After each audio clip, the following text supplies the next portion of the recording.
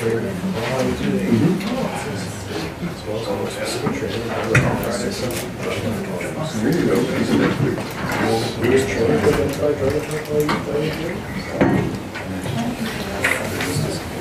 evening. Before we get into our regular meeting, we do have a presenter for our open forum, and Mr. Lee Heindel is going to speak to us this evening on some sidewalk-related items, I believe. Yes. Please proceed. My name is Lee Heindel. I live on Cobb Street, and I have my stopwatch on here so I don't go over time because I'll get checked for that too. Anyway, I'm here on Mr. Mayor, I'm here on regards to wheelchair accessible to the pharmacy and the medical center. The other day I had to take my wife down, and I'm not only talking about me, I'm talking about the rest of the handicapped that's got to get into that place.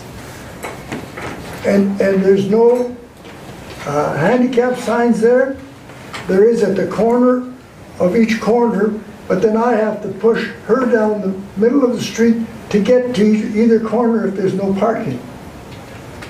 And I think that is terrible for handicapped. And while I was there the other day, a lady was coming out of the drugstore with a walker, and she slipped and fell getting into a taxi in the middle of the street because there was no handicap parking there for taxis or anything else. So I'm wondering who the engineers were and how come council didn't have more input into putting wheelchair accessible into that place. I am very upset about this, and it's just terrible that this has to happen. Then I have to come here in front of you people to talk about this. I phoned all the councillors and nothing seems to be done because, again, I've got a feeling that council is not listening to the people. And that's all I have to say right now, and I have Mr. Ian here from the drugstore in case you want to ask him some questions about it. Thank you very much for that. We do have a couple of moments left. Does anyone have any questions for Mr. Heindel? Councillor Gullison, go ahead. Thank you very much, Mayor Creasy. I went and looked at the site, and I assumed that and I think the engineering of this is probably true, is the handicap parking's at the corners, which gives better access for a handicapped vehicle because you won't have somebody on one side for sure. There's two stalls, one on the north side of, on the north side of the drugstore, and one on the right at the corner itself with the angle parking. And then your wheelchair access is right at the corner to go either direction. Is that not correct? That is wrong because I've been there 3 times now, and you can never get into those parking stalls because they're taken.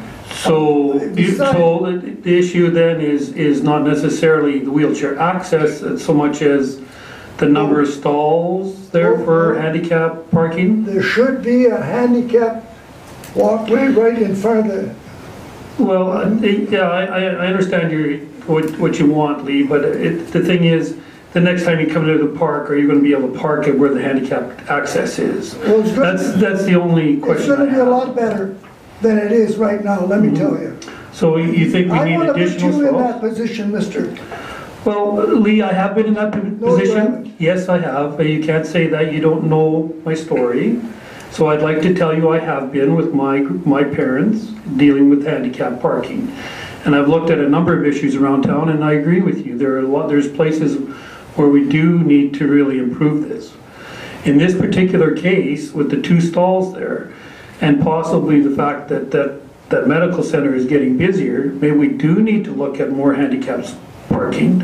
Now, I would suggest possibly there are guidelines where we may have to have that out on the north side of that, well, on 51st Avenue, because of the fact that sometimes you need more access when you have handicap parking, right? If somebody's directly beside you, it's not easy to get in and out, and I know that from experience too.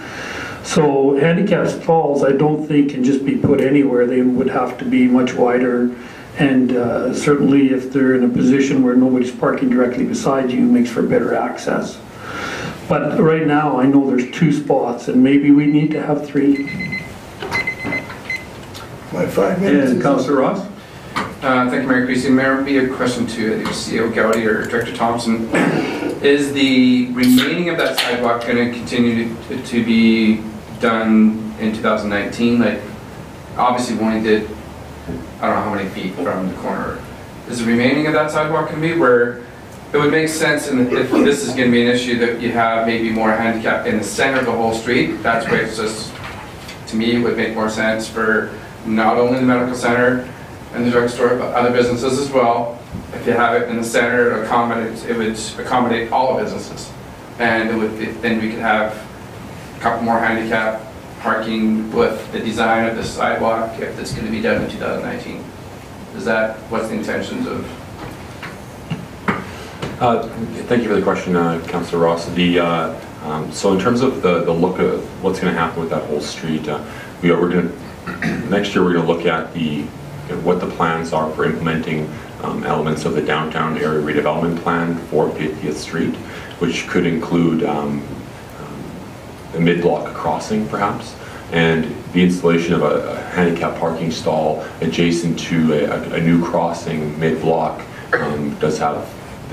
Would be consistent with how we're applying handicap stalls right now, close to those crossings. And so that's something we will be looking at when we're reviewing that plan for 50th Street over the coming year. Thank you for that. I appreciate you bringing your concerns forward. Can I ask Mr. Thompson one question, then I'll leave? Yes, you can. How long is this going to take? 10 years, 5 years for that to go in? So the reviewing the plan, certainly we will be doing that next year in terms of the actions coming out of the plan. We'll come back to council, and then decisions will have to be made by council. But certainly in terms of installing, one thing I do want to make sure that we are doing is the handicap parking stalls that are there now. I know we just recently completed the portion of that sidewalk. I want to make sure that the signage is clear and that it is in place. And so that's something that will be taking back and making sure that those things have been addressed for the stalls that we do have now in that area. Because on the other street where there is a medical center, there is a stall there, but there's no parking, handicap signs there, so you can't get to it anyway on the other street where the other medical center is. So it's poor designing on your part. Thank you. So it is now 5:08, and I will call the meeting for Monday, October 22nd for the regular meeting of council to order. As everyone had an opportunity to review the agenda. Councillor Connick. If I may, I'd just like to add a land matter to in camera, please. Very well, we'll see what that item is added. Anyone else? I have a motion, please. Councillor Hibbs. Thank you, Mayor Creasy. I'll move that we adopt the agenda as amended. Thank you very much.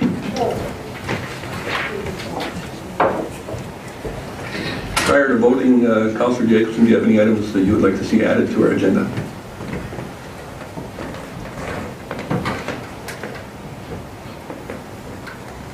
Yes, I would like to add an in-camera item. And pertaining to which one? Pertaining to land. To land as well? Very well. We have 2 additional items then, and I believe that your motion still is valid as mentioned. And seeing no other input, all those in favor? Thank you very much. And then we have minutes from October 9th. Any revisions to those minutes?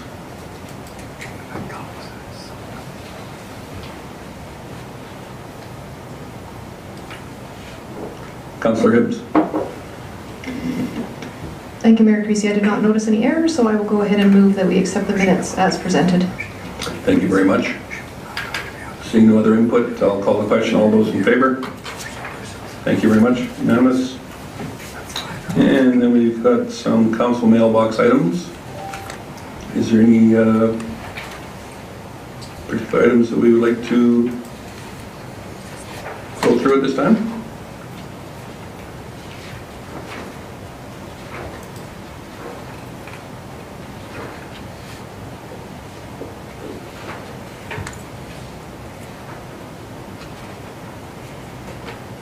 If there's no particular items, I will need a motion. Councillor Hoekstra. Thanks, Mayor Creasy. I move that we accept the mailbox as information. Thank you for that. I don't see any additional indication that there's questions with that, so I'll call the question. All those in favor? Thank you.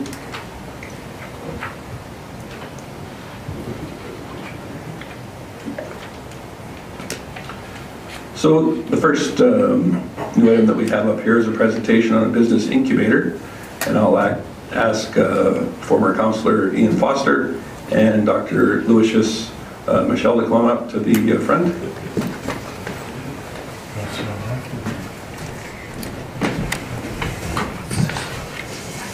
Thank you, Mr. Mayor and Council. My name is actually John McDowell. I'm Dean of the Faculty of Arts and Social Sciences at Berman. And I'll be making a short presentation of the PowerPoint, and then I'll turn it over to the experts for questions. So I have a PowerPoint. Who do I give that to? Or how do I connect it now? Thank you very much. Certainly, if we can get that up and running, and we'll see that the minutes reflect the additional individual here to present as well. Thank you. If I might, Your Honor? You certainly may. Just a quick reminder to please use the microphone when speaking for the benefit of the individuals in the gallery. Yes, thank you very much for having us here tonight. We had the addition of Dr. McDowell wanting to join us, so we're very pleased that he is able to come. We have another one of the vice presidents from the Berman coming in a few minutes, but he'll be just as an observer and here, of course, to answer questions. So thank you again for your time. We appreciate that, and welcome to you all. I trust you realize that Berman University is making a number of initiatives to be the university for Lacombe, for the city. From what we do with the PE Center, for the Her Lecture Series, the Sunday at 4 programming. We're now expanding that to the School of Business, and the presentation today is to introduce you to the plan to establish a business incubator in the town of Lacombe. So the vision of the incubator, as it's indicated, is to be a catalyst really in partnership for economic diversification and business development, particularly in central Alberta, particularly in Lacombe. We believe that collaborative partnerships are the way to go, combining of resources and to support local startups and existing small businesses in the city. Now, there's some cause for concern. Nationwide, small businesses represent about 99.7% of businesses in Canada. They account for a huge percentage of job sector growth and a rather large percentage of Canada's GDP. However, there's a high attrition rate of about Canada-wide about 53% of small businesses that start up and then fail, and within 5 years. And we want to do something about that, and we think we are here to invite you to sort of partner with us to try to improve things for the town of Lacombe.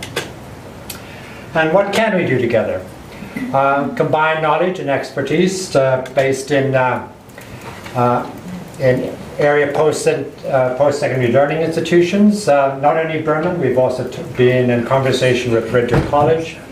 We're also in conversation with the college in Massachusetts, the Aboriginal school there. and with the experience of community business leaders all working together. So if the municipality is involved, and when we talk to people, one of the first things they ask us is, have you talked to the town of Lacombe? And so we want to be able to answer that in a positive way. And so what can we accomplish together? Training of entrepreneurs. That's one of the things the Business Incubator is planning to do, is combining the expertise of academic expertise with real-world business leaders in the training of entrepreneurs. There's lots of good ideas for businesses that circulate in Lacombe, and so we want to help with the success rate. Think, for example, of Main Street Lacombe. I've been here 30-some years, and I've seen businesses come and go. Some rather quickly, start up, good idea, within a few months doors close, and there's this rotation. We want to try to do something about that attrition rate, and to keep particularly younger entrepreneurs in the community. And we want to create a better success rate and create success for new and for existing businesses. So what sort of services do we want to offer? Strategic planning for businesses. Market analysis, again, planning.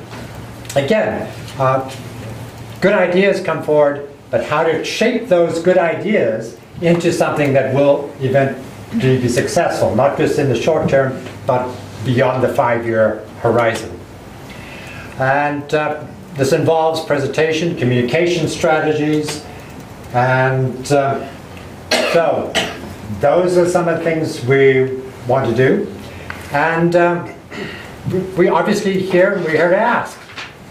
But before we do the ask, we want to sort of hear from you, hear from your questions, because it's only sort of together that we can make a difference. And our promise to you is that to work with you to create a more successful business environment here in the city of Lacombe. That's what we're about. That's what we want to engage you with. We want to bring our expertise. We want to use our students. We want to use our professors. We want to give our students real-world experience, real-world situations, so that we can continue the success rate of our program. We do have numerous graduates working around in central Alberta. We want to improve, provide more opportunities for them. And we think we can do that only by engaging with real situations, real businesses, and providing businesses with a kind of leg up as they're starting, and even when they get into trouble along the way, so that we can indeed improve the business environment here in town and the success rate. So that's what we're about. And I now turn it over to the experts here who will do a much better job than I in answering your questions. Any questions?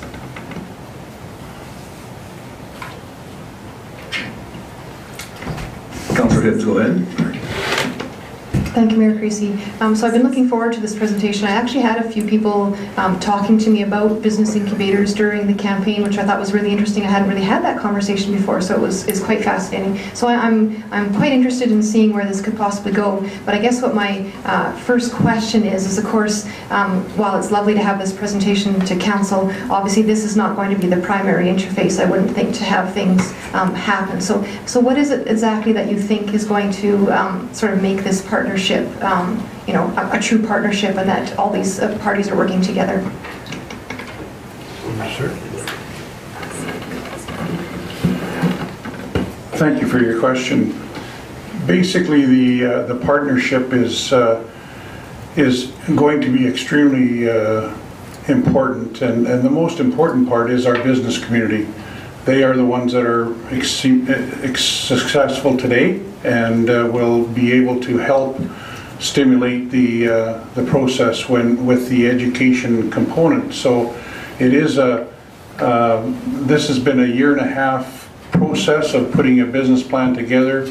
We've looked at every angle. We've talked to every government agency. We've talked to the chamber. We've talked to the county. We've talked to everyone that we can. Now it needs to go more directly to the business community.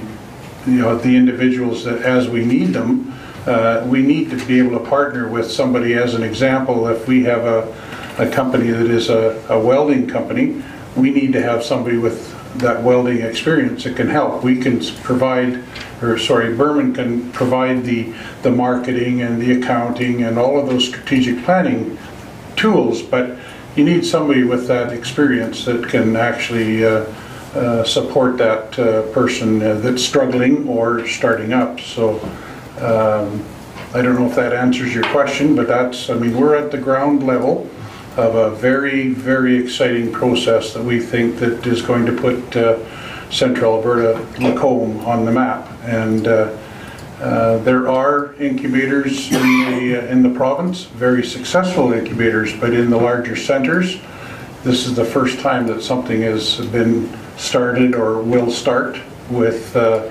this type of component. So I think that we have an opportunity to partner up with an institution that's been on the Hill for many, many years. Most of you know that it's been there since the early 1900s, and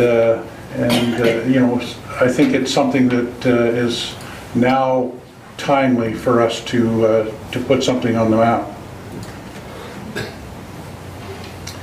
Thank you, Councillor Jacobson. Sure, a couple of questions, and I apologize if I missed this in the presentation, but maybe could you clearly define how you see the city itself participating in this incubator?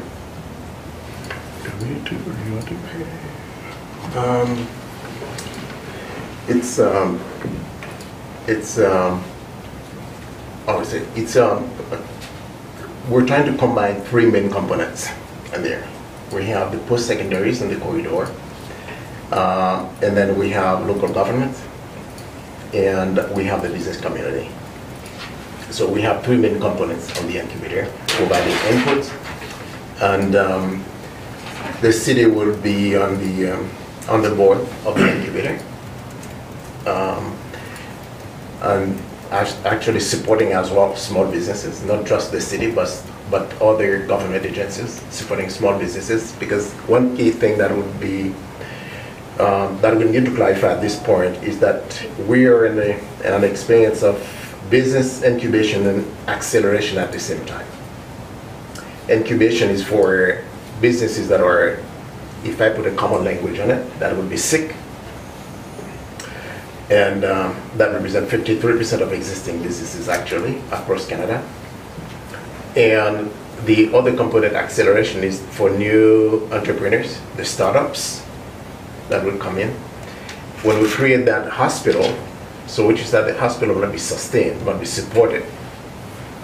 And it is supported through contribution of people who are coming in. And those businesses that are sick, that are coming in, they have to receive support somewhere, either from local governments, provincial and federal governments. So when you say support, are you talking purely about the items you outlined with essentially strategic planning and business management, or are you talking about financial support? There is a financial component to it. Okay, so you would then be looking for the municipal government to participate financially in this? At some point, yes. Okay.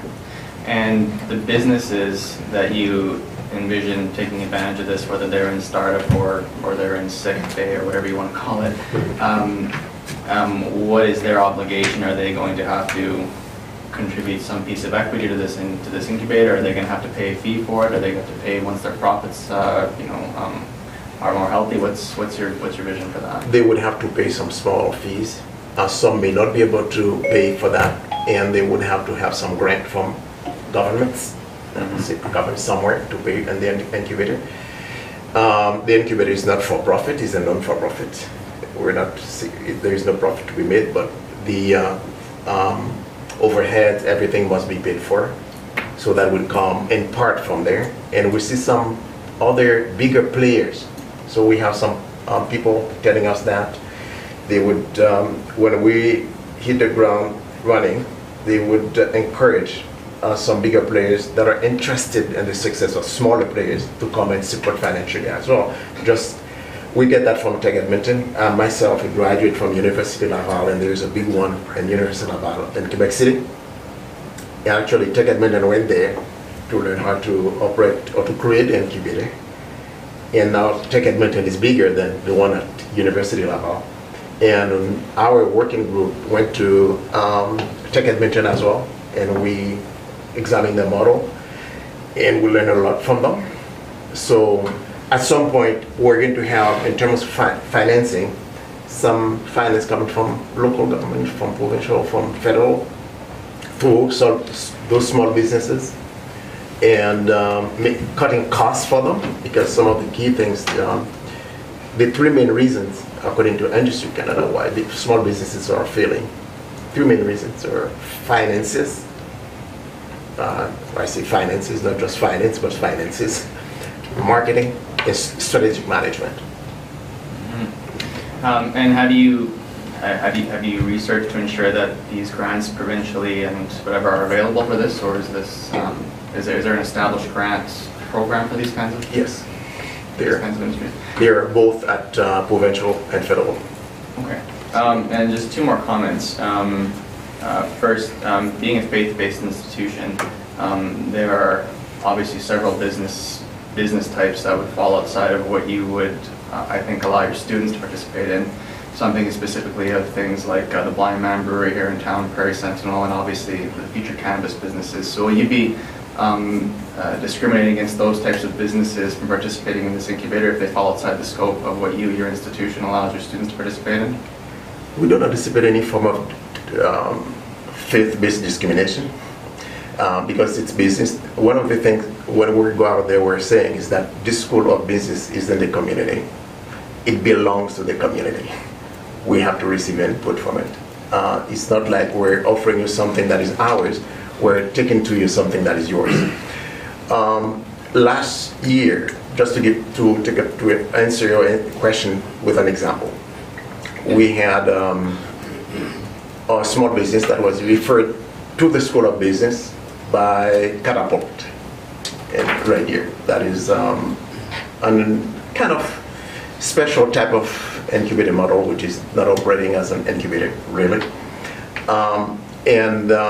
That was a young farmer and trying to expand, trying to make some market studies, some marketing. That is a hemp business that would have an anticipation of legalization of cannabis. And considering that as well, we did that study for the business. Okay, so then just to be 100% clear, if you had businesses that were specifically selling alcohol and cannabis, you would still offer them your full range of services you would anyone else? We're not in the business of distributing that. No, I understand that, but as long as those businesses would receive the same market support. Oh, absolutely. If you're studying the market and the kind of thing. Okay. Definitely. Okay, thank you very much. I do want to make it clear that we want to be located in Lacombe, so the center wouldn't be up in Bourbon. It would be located downtown Lacombe. Councillor Duxer? Thanks, Mayor Creasy. So, yeah, I'm intrigued by the idea that you would give your students real-life experiences. That is what we all hope for, that university is applicable right to real life. But I guess I'm concerned, what kind of insurance do you have for the new business, the startup businesses, that what if the student makes a mistake, if you will, right? And then there would be a cost to the business. Who would compensate the business for the learning of the student? Because it wouldn't truly be the student's fault, if you will, if they're learning. So who backstops the student, and who supports the business to have success in that regard? That's a great question. The partnership of the development of the information is going to be primarily through the professors and the business community. And the students are going to be the researchers. So they will provide the information that is requested. So they'll go out and find out what's ticking in that industry for marketing, as an example, and bring that information back. And of course, it will be vetted by those experts, the professors and the business community, before it's provided to the struggling business or the startup business. Very important to realize that there's a component to this that, as you mentioned, Cor, the excitement about having students involved is really important, because they now get to go out in the field as well and actually see how that business is being developed, and so they can help out in being whatever piece it is. And I guess the idea is that when they graduate, that they now have some component of learning from that business, and hopefully will stay in Lacombe area. The whole idea is to create more challenge for young people to stay in our community, and I think that is why I'm so excited about this, is that there is an opportunity to help support the business community by having these students. And I do want to bring up one comment. Jonathan, you mentioned faith-based. It is a faith-based university. But when I look at the people that are involved in that university from every walk of life, whether they're coming there as a student, whether they're coming there as part of the advisory board that the School of Business has, or whatever, it is wide open to whoever wants to participate. That is a huge component, and I think it's something that and I'm very happy that you brought that up, because I think it has been something that has not helped our whole community forever in not being able to recognize and realize the potential of working together. And that's where we really hope that this conversation starts today to get better than we have in the past. So. Councillor Ross. Thank you, Mayor Creasy. So, first thing is timeline. Is this going to be 2019, 2020 university year, or like? I guess I'm asking for more specific. This is obviously collaboration between different levels of government, and as administrations come forth with council for the budget deliberation in November. So, your timing is crucial if you want 2019, I guess is what I'm saying. So I'm looking at timeline of what your intentions are, and what more specific of what your expectations are from the city and the council. We would have liked to have had it up and running by now, because as Dr. Michel has mentioned, we've been working on this for about a year and a half. So certainly the expectation is that for the next academic year to have things rolling. A lot depends on what sort of support we get, and how we can put that support and the finances together, and to make it operational. So that's certainly the expectation, that by the next academic year we're rolling.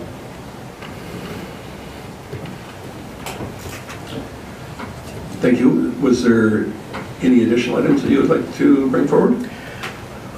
One more thing, than this information and this bulletin I pass on. I just want to mention briefly that we have been in the community, and I would like to speak briefly to the business administration program. We have been the only institution offering that BBA in the corridor, and we have it right here as well. And our graduates are out there working as CPA. Maybe you may not be aware of that. We have a couple of them at MNP, some in Red Deer. We have some in BC, some in the Eastern Toronto. When our students graduate in accounting, for example, we have 4 tracks, but I'm speaking to one specific track, which is accounting. They are successful in becoming CA, CNA before, and now CPA. We have a few of them. So we have a very well accredited program out there, and we're coming soon because the government has just opened the door to us to offer the diplomas and certificates. So we're working on those as well. And your participation with us, because Ian mentioned that we have just put in place the advisory board for the School of Business. Around 60% of the members are not Adventist. They are not faith-based. So we are open to the community. You get in, you are our insurance policy. So you get in, you provide your input as well. Things we need to change together. So what we're saying that let us do that together. This school is yours. That's what we're saying. Thank you for your time. We wanted today to introduce you to the concept, to field your questions. We would like to have further discussions with you about what might be possible in terms of financial support, certainly moral support and other kinds of letters of support would be welcome as well. But today was to sort of introduce the concept to you, to get some questions, but we would like the opportunity to have further discussions with you about what sort of level of financial support might be possible or within the realm of possibility. Thank you. Well, thank you, gentlemen. We appreciate you coming forward and laying the groundwork for your ideas. And I would suggest that you remain in contact with our administration so that they can bring forward some sort of a package with maybe some more specifics as to the intended level of participation of the city. I think that would be helpful. Reasonable? That's exactly what we were looking for, Grant. Thank you very good. much. Thank you. Thank you for your time.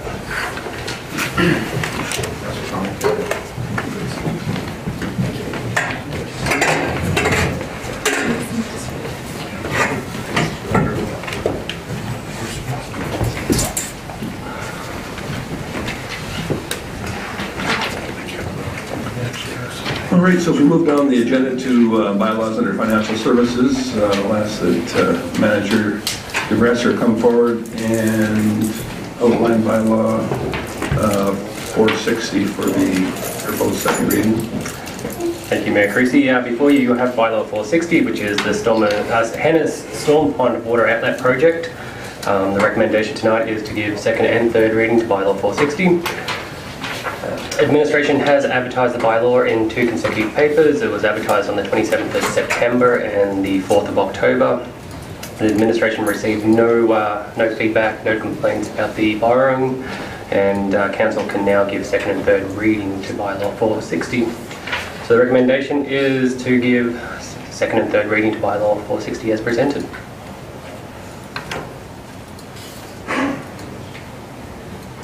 Thank you for that. Councillor Ross. Thank you, Mayor Creasy. I will make the motion that council gives second reading to bylaw 460 as presented. Thank you for that. Councillor Hoekstra. Thanks, Mayor Creasy. I guess because it was part of this package, we had coffee with council, and in that, the comments from the community is that this borrowing bylaw is basically the same as the other borrowing bylaw that we brought before council regarding the east side Market Square. No, Lacombe Market Square. And I guess I would like you to clarify that this is a different borrowing, that we are actually investing in a capital asset for the city, and I think that the people who listen and watch this, it's important that they know that. That is correct. At the end of the day, this borrowing will result in a capital of asset. There's the Henner Storm Water Outlet, basically. One thing to note, it is an off-site levy infrastructure, so the city will recoup the cost of this project over the period of time.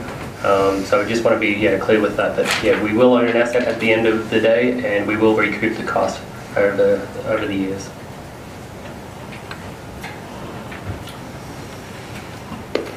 Councillor Ross? Sorry. No problem. So we had a follow-up.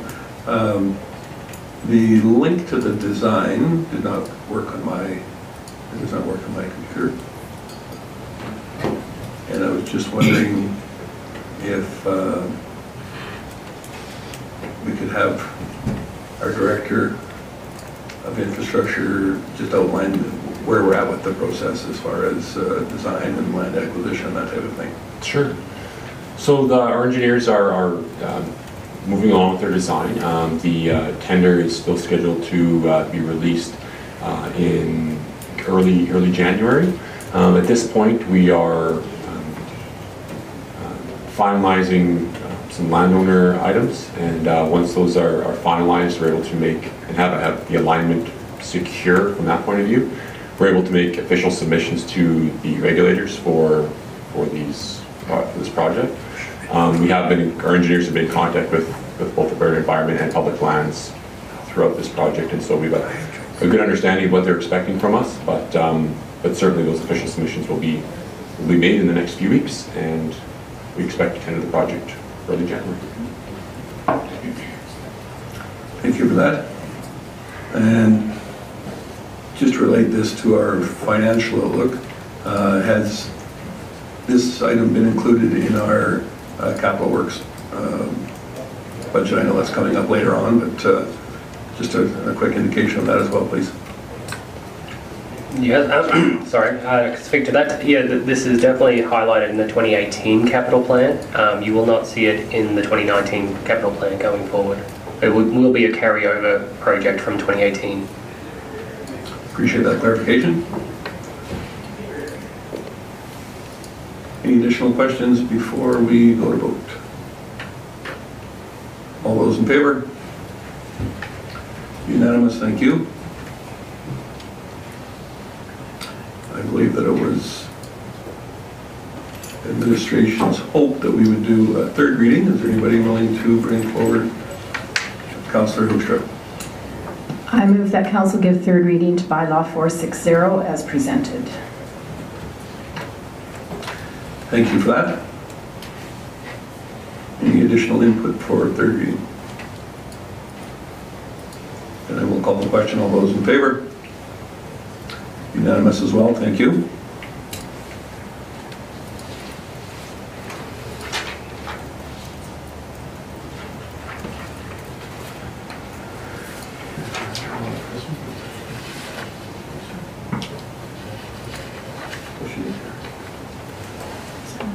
Thank you, appreciate that. I was actually just asking where our planning manager, Bonnet, was, and she's hiding in the back row there, so if you can come forward, I'd appreciate it. Next up is our Planning and Development Services Bylaw 400.18, Land Use Bylaw Update, according to the modernized version of the Municipal Government Act, and proposed for first reading. So if you could outline that for us, please, Manager Bonnet. Certainly. The purpose is to present first reading to Bylaw 400.18, which includes the proposed amendments to Land Use Bylaw 400 with respect to the new development and municipal standards set forth in the revised MGA. We're recommending council give first reading to Bylaw 400.1A as presented, and that council schedule a public hearing for the bylaw to be held at 5:30 on Monday, November 26th. The amendments include the new requirement for development authorities to assess the completeness of a development permit or a subdivision application and inform the application of its completeness and or additional required materials within a specified timeline, criteria under which incomplete applications can be refused, information that must form part of the written notice outlining the development authority's decision, and conditions under which permitted use permits may be appealed, and the standard timelines for when SDAB appeals must be filed in regards to development permits and subdivision. The new standards may impact the overall length of time it takes to process and issue permits and subdivision approvals. One specific change is the appeal period is now 21 days as opposed to 14. And the revisions are required under the revised MGA and not directly connected with any of the priorities of the 2018 to 21 strategic plan. Thanks. Thank you, Chief Gowdy. Manager Bonner, can you just highlight, you mentioned the appeal period is going from 14 days to 21 days. What will this mean for applicants under the proposed bylaw? What this will mean is it will take a little bit longer for the permits to be issued. The difference being is that from this point on, it will be from the date of decision rather than the date it be advertised. So it's just in some cases, like an MPC decision, it would have always been 21 days because of the advertising.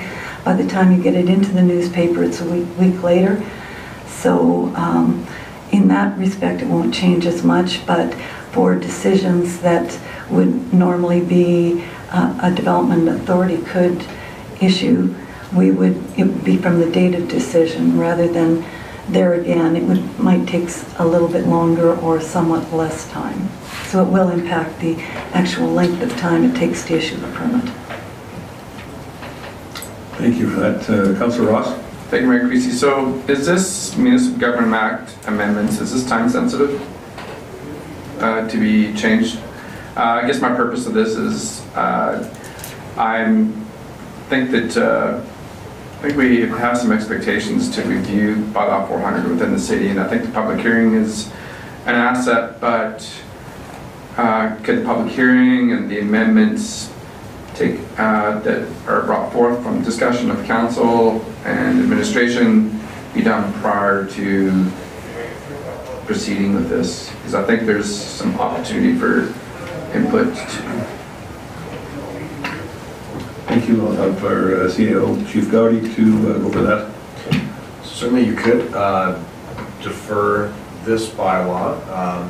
The MGA is overruling, so in terms of hierarchy of legislation, the MGA takes precedence over our land use bylaw anyway, so we're required to act in accordance with these regulations that require the declaration of a complete package and the 21-day appeal period, whether or not we have this in our bylaw or not.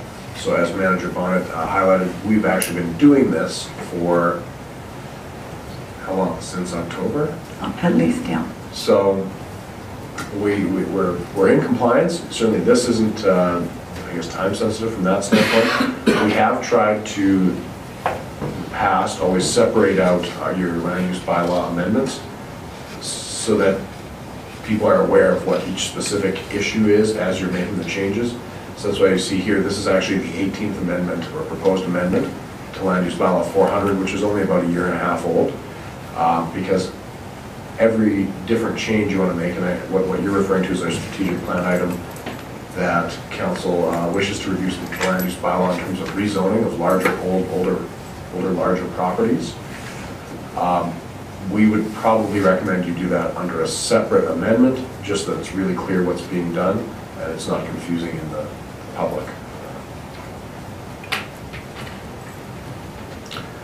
I certainly agree with that in that this particular amendment is process oriented, and I think what you're referring to is perhaps a little more subjective, so certainly take that into account, but I believe that they're certainly two vastly different items in my opinion. Would you suggest that the majority of these items that are included in this favor the applicant in as far as clarifying process and giving ample timelines, those types of things? Basically, I would say they benefit the applicant, and they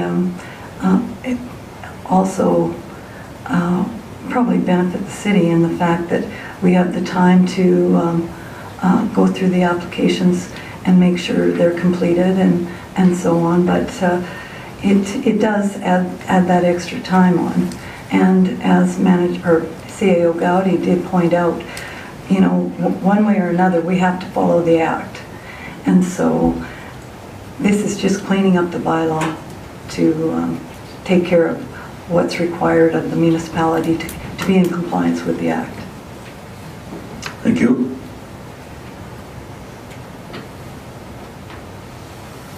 Councillor Connick?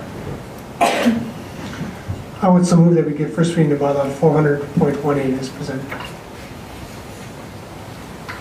Thank you. Councillor Ross? Okay, just to clarify, because in the past there's been some confusion with our motions. Okay, then we have and attaching. So is this two separate motions or one? Because there's been some confusion in the past with other issues, because then the second part is the second motion. You are referring to... Right, then... Oh, yes, for the public hearing, you mean? Yes, that's the point. Correct. No, those are two different items, Okay, for sure. thank you. Thank you. Any additional input as to the first reading? We'll call the question, then all those in favor? Unanimous? Councillor Hibbs? Thank you, Mayor Creasy. I will so move then that council schedule a public hearing for bylaw 400.18 to be held at 5:30 on Monday, November 26, 2018. Thank you. Any objections to that date? No other input? I'll call the question on that as well. All those in favor? That's unanimous as well. Thank you.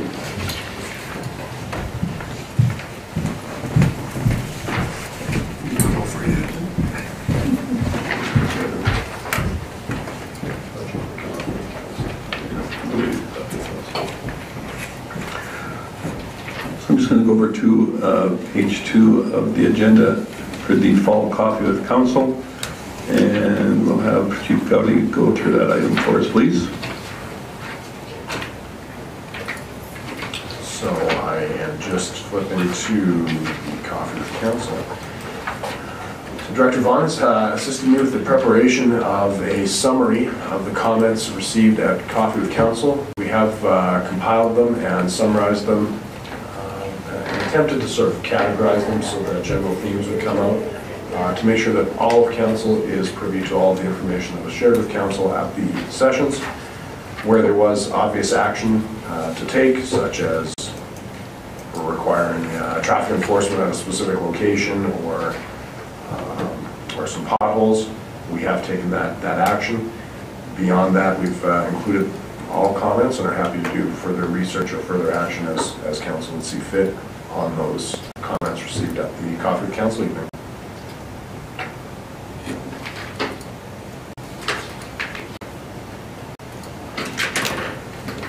So I know for some of the action items there, they were highlighted in red. Is there any other direction for administration that we would like to entertain at this time? Councillor Connick? So for my own clarification, if there's nothing in red, then admin's not doing anything? Was that?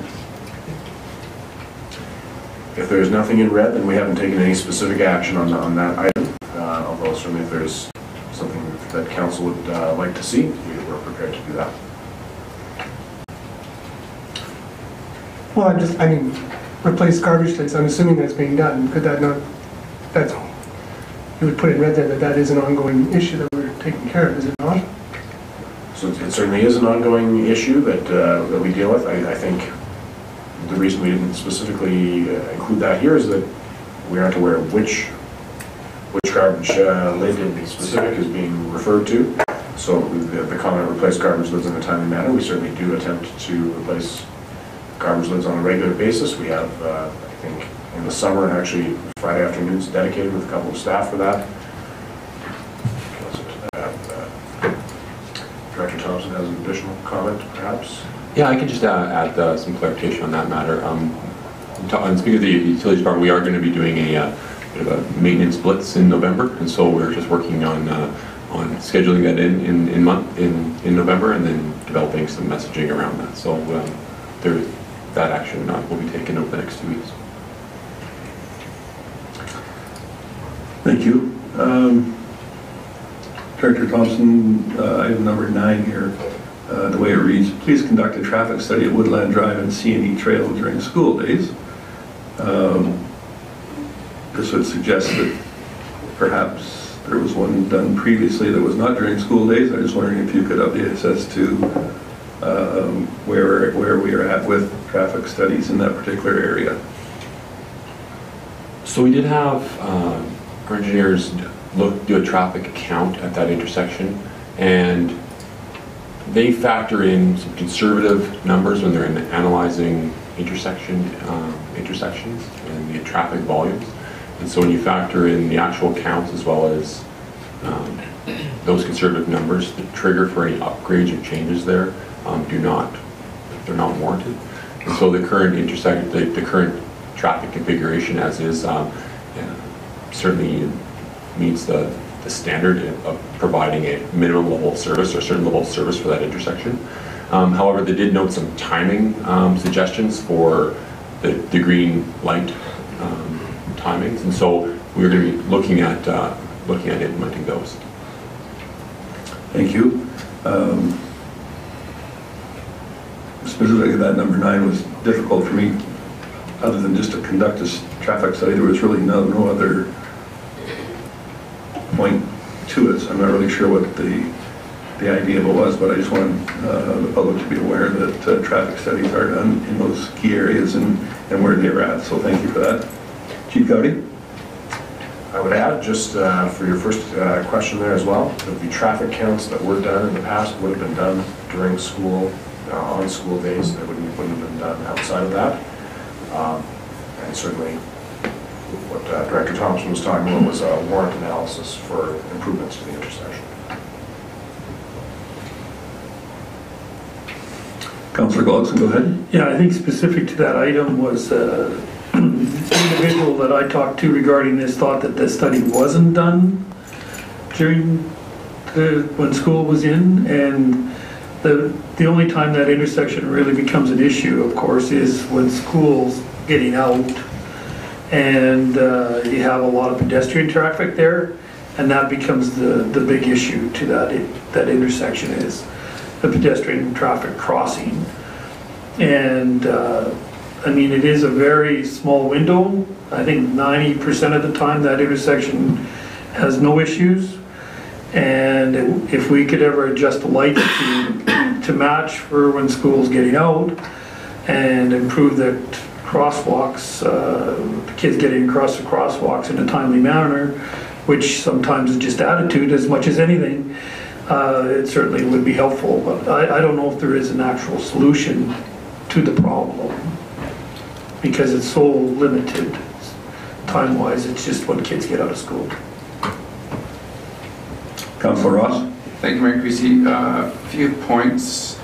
I thought I saw an email come from administration pertaining to action of parking across my high school, painting curbs. Was that true?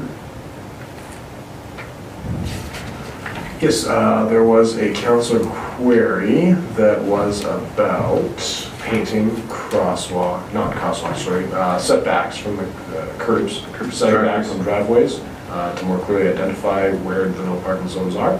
That is planned to take place, I think actually in the spring when we do our painting of other curbs in the community. So that is something we're looking into. Another one, point 12, we were here for a presentation towards dealing with a long-term plan towards space management. I guess more question to yourself and Mayor Creasy, has there been responses from other communities of comparable interest? Like, it was renewable energy, if I forget that date. What was that? Sustainable energy? Sorry, I'm looking for the word. The waste energy? Yeah, help me out here. Anyways, was there any response from surrounding communities and where's that at? Thank you for that. There certainly was good response, and several communities are interested in pursuing it further, and that is where it is at right now. I can certainly assemble a list of those communities if you'd like. Well, I just personally don't think it's time-worthy for administration to pursue a query on recycling if all of our material can go into one source. Because obviously other communities have composting, recycling, and so forth, where if we have a source for all but one pickup, all material, I think that's a simpler solution. And that's just my thoughts, because I think we could move forward with probably different rollouts for recycling, but why go to that expense if that direction is in the near future? Be short here. We had a presentation quite a while back on to be trained for whistles. Did we ever pursue that towards administration, or is that somewhere in the strategic plan? Because I foresee that coming up again. So that is in your strategic plan. It's identified for 2019. That is 2019 or 2018 actually? Yes. So in combination with a rail safety assessment, which is required by the federal regulations, an update to the federal regulations, we have proposed to include a rail safety assessment, which would, or in the rail safety assessment, a whistle cessation component, and I believe that we are out for RFP on that right now. Is that correct? Yes. So we're talking December, obviously it's already kind of October. I would say that the work will happen into the new year. Okay, great, thank you. So I can just foresee that one coming back up. Thank you. And Director Thompson, perhaps you could just briefly outline the intersection of 58th Street and 50th Avenue. I know that was slated to be completed, however, there were some other factors that came into play that have caused a bit of a delay. I know we've discussed it previously, but let's update the public once again on that item. Sure. So that project is being tendered. One of the delays has been there's some underground work happening at that intersection, particularly the water main out to the west area. That tie-in is occurring in that intersection, and so there's some uncertainty in a few months ago when that tie-in would occur. Now that that project is proceeding on the west end, we know that the timing of that tie-in and when the intersection has to be dug up, and so that project is all being tendered now with those dates in mind, and will occur with the construction season next year. So the 58th Street intersection will be redone next year. Thank you. Councillor Hibbs, did you have something as well? Yes, thank you, Mayor Creasy. I have to say I'm a little bit disappointed in this report, because it seems to me that in the past we've had answers to pretty much like everything, and right now we're asking questions and there are answers, but those answers are not included in this report. Now I get some of them have happened since, like for example the curbside painting, the yellow paint that I believe happened probably after this was compiled, but I would like to see the past practice continue where there's answers to the vast majority of them. Some of these can be simple, and we already know these, that some of these items are on our priority list, and we already know that they're expected in the fourth quarter of this year or the second quarter of that year. So it doesn't have to be a long paragraph for each of these, but just so people know that that it was read and that there is in fact an answer for many of these, and it doesn't have to be a long report, but I think that is important, that it shows that I realize it's time for administration, but I think that it shows that their questions were important and they were worth answering, because I really don't want to sit here for the next 20 minutes and ask for the answer to each one of these. So I guess what I'm saying is I would like to see in the future that if we're going to go through this exercise of writing down these questions, that those questions are in fact answered in the report when they're presented to council. Thank you, Councillor Hibbs. So in fairness, this was presented as a comment summary, but you're just suggesting that we could consolidate the two and have the current state of each item addressed throughout, as opposed to just some of them. To me, it makes sense. You're either doing either all of them or none of them, and it does. I'm quite positive that in past practice it has been that things like this have been brought to council with an answer following virtually all of them. In some cases, I do remember answers being as simple as there's not enough information with this comment, so I can't answer it essentially, and that's a fair comment if there truly is not enough to go on. But many of these are certainly worthy of a sentence or two at least, and then it does show, like I said, to the people that made the effort of coming out to something like this to make a comment, for us to have it recorded, that it does then get answered, followed up on.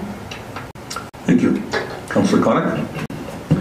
Thank you. I wholeheartedly agree with Councillor Hibbs. I was profoundly disappointed when I saw this, because past practice, we have done that. I mean, we asked 4 questions tonight, you know, on 6, on 9, on 14, we knew the answers to them, but if I'm the public and I'm reading this, I'm like, you know, why isn't that being answered here? So I totally agree with Councillor Hibbs. I was really disappointed when I saw this. I thought, there's all kinds of blanks here. I mean, just a simple comment, as she alluded to, would be perfect. Like, neighbors parking on front lawn. Okay, I guess you can't really answer that, but put a comment, not enough information. Like, I was really, really disappointed, because I know in the past, we've done a way better job of answering these questions and these comments. Anyone else?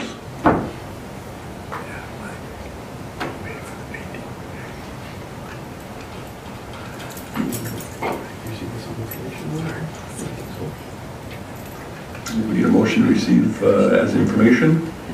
Councillor Jacobson? I'll move we receive the copy with council comments as information.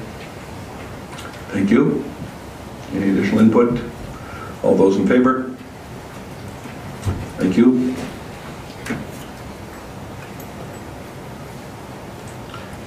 And while Manager DeBresser is still here, I think we'll go through the financial services property tax request item now, please.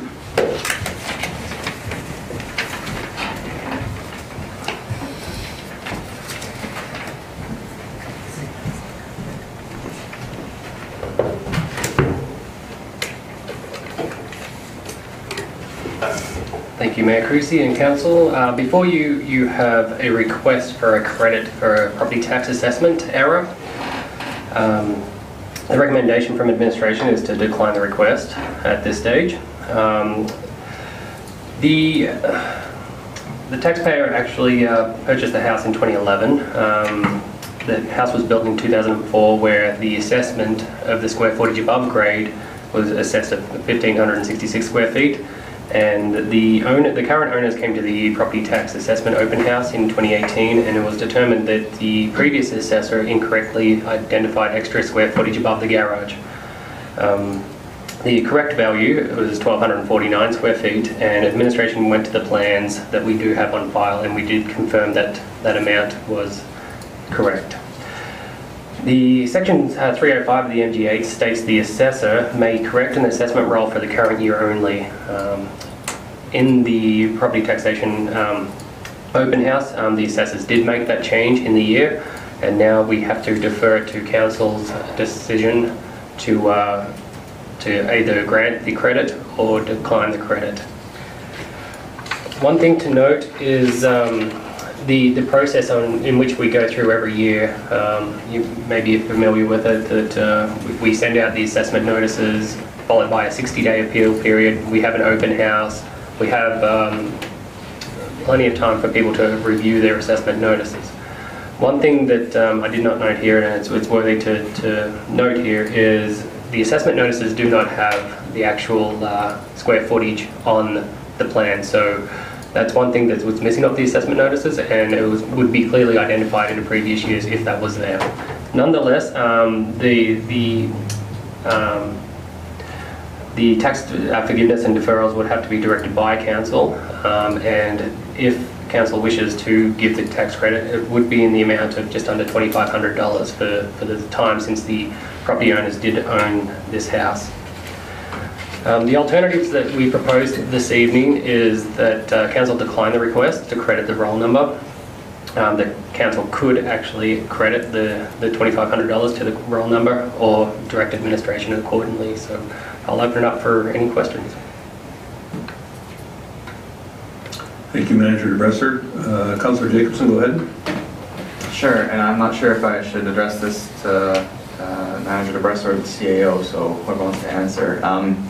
So in the email we all received about this, there was an indication that the property tax assessor was aware of the correct square footage, but had driven by and assumed that seeing a bigger frontage, that it was in fact more. And that's how this happened. Could you speak to that, please? Sorry, I don't see how that would be possible, that information would be known, because it's from a previous assessor that we haven't worked with. Justin's never worked with them, I've never worked with, so for over 5 years, we've not had the assessor that would have made that determination, so I'm not sure how we would not be aware of how they came to their incorrect assessment of the square footage. Okay, then maybe it'd be good, so from my understanding of, again, because I'm not intimately familiar with how the city gets its square footage values, is that just a declaration that's made when a new property is developed based on the development permit? Is that something we have on file from blueprints? Because the email we got seemed to indicate that the city has blueprints on file and this information is available. The city does have blueprints on file. This information is available. I believe this, I'm not sure why the error occurred, whether it was a clerical error or an incorrect assumption from an inspection, real or driven by. It could be any of those where we wouldn't know what drove the error. Certainly the city does have plans that reflect the correct square footage, and those would be the plans that were originally submitted with the property. So, pardon me, so if a resident, so if a resident, so obviously either buying a new property or developing a new property, their only recourse to understand whether or not they're getting taxed higher is to, because there's no square footage listed on the assessment value, is there at all, right?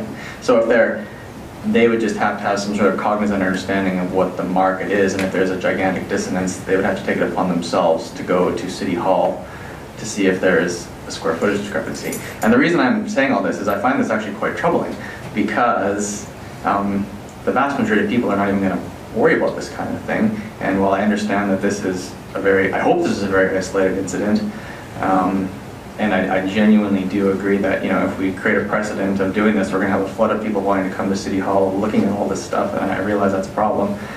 I'm a little bit baffled as to, how the general public is supposed to go about checking this, unless they really everybody wants to just come down to City Hall and check what square footage is on file. Because especially when we're in a time when there's so much, frankly, disparity between what your property tax assessment is and what your market value is, it can just be all over the place. Certainly a lack of quality assurance measures was one of the reasons that the city chose to go with a new assessor when they did approximately 5 years ago. I know that was a concern, that there wasn't what you would expect for sort of spot testing to make sure that these assessments are being done correctly was lacking with the previous assessor. And so we haven't seen a big flood of these issues showing up when we have been doing the spot checks, or our assessor hasn't. So I suspect it is very limited. Certainly, you're right, the public confidence would be damaged looking at this, because how are you supposed to know? Are you supposed to actually come and check the square footage with the assessor every time? It's very unrealistic to expect that people are going to do that. We are confident that we're doing quality assurance. We have a quality assurance program in place with our assessor that is going to detect these sort of anomalies. Although really it's a few that are done every year, so there could be other errors out there. So, a couple of things. First off, the forms that are generated for the assessment, are those generated by the assessors, or is just the information forwarded, we generate the form work? Yeah, so the process at the end of the year is a file gets handed off from the property assessor to our tax clerk. The tax clerk then loads the information and verifies that our system matches up with the the assessor's system. We make sure the assessed values are correct. After that, we produce our property tax notice and send out to the public. So, I'll bite on the area of the homes. Is it a onerous task to include the square footage of a property on that item? I would assume so. Purely, it's nothing. No other municipality would actually include that on their property taxes. It would be an upgrade that our software provider will charge us for. I'm not even sure that it is possible, but we can definitely look into getting a quote to put that information on there. And I didn't expect you to have the exact answer off the top of your head, but I would like to at least see if in fact it is a big ordeal. I don't think that's really appropriate for us to guess how many there may or may not be. My expectation that there's not that many people, but given that the only way that they would find out is to attend City Hall and specifically ask and compare, if in fact they know what it is in reality, then we really would never know how many there are. So I think that we should at least look into it. In this particular case, it was said that the assessor did make the correction to the roll. And I'm just curious, was this before or was this during the current year that this error was identified? Which I might add was identified in fact by the assessor freely. It wasn't like this information was withheld from this individual, the way it's described here. Correct. Yeah, the resident actually attended the the open house for the assessment, and when we do have these open houses, you sit down, you see your square footage, you see the assessed value, you see the improvement, you see the land value, you see your total tax roll. So that's when the resident did pick up that, yeah, the over-assessment basically. And then the property assessor did change it right then. Thank you. Councillor Hibbs? Thank you, Mayor Creasy. So I would like to go ahead and make a motion that council credit roll number, do I have to read out the whole number? 015048420, the amount of the overpaid taxes in the amount of $2,499.06. And I'm making that motion because I feel that in this case the city made an error, or if not the city directly, then an agent that was acting on behalf of the city. And while I do appreciate the recommendation brought forward by administration, I feel that this is the right thing to do by this homeowner. Councillor Jacobson?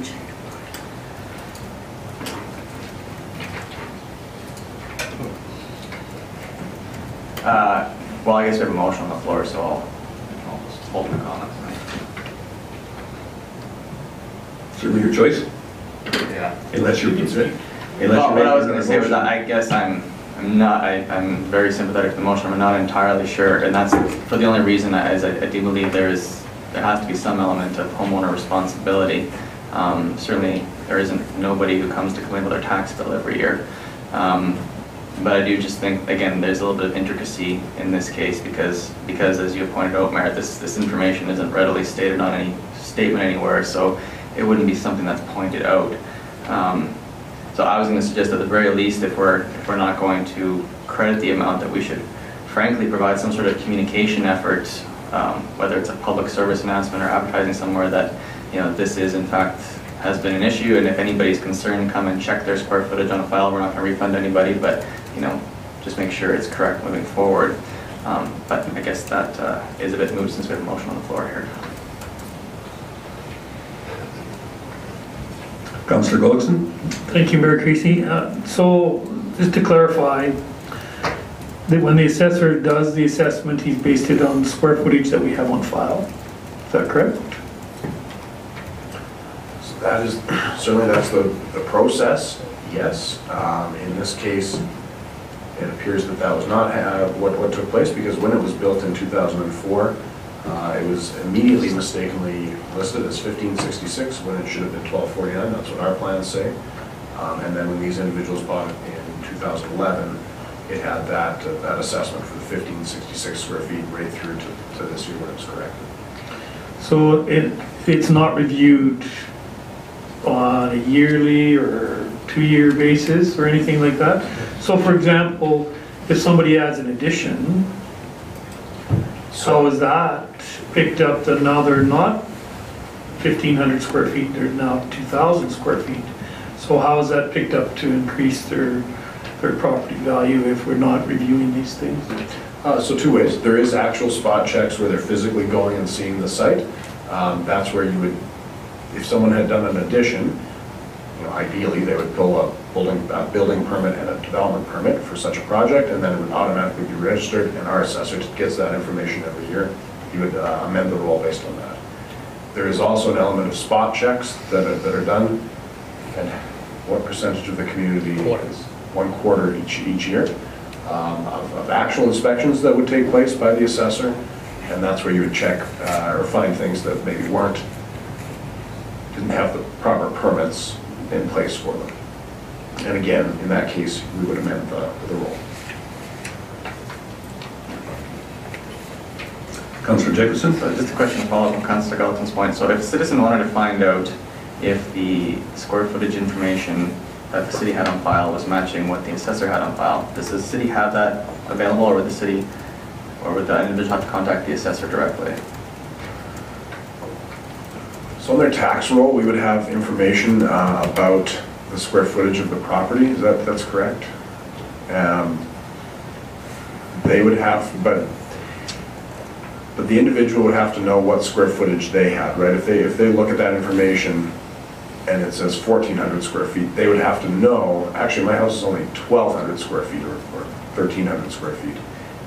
So they would have to be the ones to point it out. The city would not provide them sort of, I guess, the plans and also the tax roll, because we just don't have the resources to do that. Okay, so but as I understand this scenario, tax roll said 1,566 square feet, and the city had plans on file that said 1,229 square feet? That's correct. Okay, so in this case, the city did have the information. In this case, the city had the incorrect information listed on the tax roll. We had the correct information in the property file when we went back to the 2004. That's what I mean. So the city has, but the city doesn't have that information for every property, right? I mean, most since 2000, say, we would have the property files that would have the actual plans for the house. So I guess what I'm getting at, though, is regardless, though, if the citizen wants to confirm that they have the correct square footage on the tax roll, whether the city has it on file or they have their own real property report, they could come down and the tax roll square footage is easily available for clerks to come and check. Oh yeah, absolutely. We would help someone through that process anytime. Okay. Councillor Connick? Thank you, Mayor Creasy. I support Councillor Hibbs's motion. For me, it's a trust issue more than anything. Like maybe many in this room, get my tax assessment and I just make the assumption, maybe incorrectly, that they're going off the right square footage. It doesn't show up on there. And so when someone does make an effort, does find an error, we should definitely refund them. Does it open up a bit of a can of worms? Maybe. But at the same time, there's an implicit trust there, and I think in this instance that was broken, and we need to correct it. Councillor Globson? Thank you, Mayor Creasy. I keep hearing that it's easy to get the information, that the square footage is on the assessment, or part of the information we have. It's not on the assessment we get as citizens, but it's the information the city has, right? The square footage that's being used. I find it hard to believe that it wouldn't be that difficult to add it to our assessment that we send them out, so that everybody knows what we're basing our information on. I would definitely like to say it would be easy. The issue is that the software that prepares tax rolls, so our thousands of tax files each year, and it's an automated system used by the majority of municipalities in Alberta, and getting that software changed so that it includes that field sounds easy, but I would be really hesitant before looking into it to say it's something we could easily do, because with those software packages, it can be very, very difficult to add additional information. Knowing very little about that particular process, I'm going to suggest it isn't that easy. Otherwise, every community would likely do it in order to be very transparent about it. I will say that I've went through this same type of an item when I built my own home, and to satisfy my own financial curiosity, I did ask the city what they had on file the year after it was built, It's unfortunate that this was not done in this particular case, and in fact an error was made. I just have a really significant issue with going back 7 years after a problem was made. This is, I don't think it's realistic, and not necessarily in the city's best interest to extend it back that far. And I think that points to the reason why there's specific limitations outlined are given in the MGA for this particular type of problem, and the regulations are set out perfectly clear as to the ways that we have in order to rectify them. So it's a difficult one for me to support the refund for, was it 7 years plus.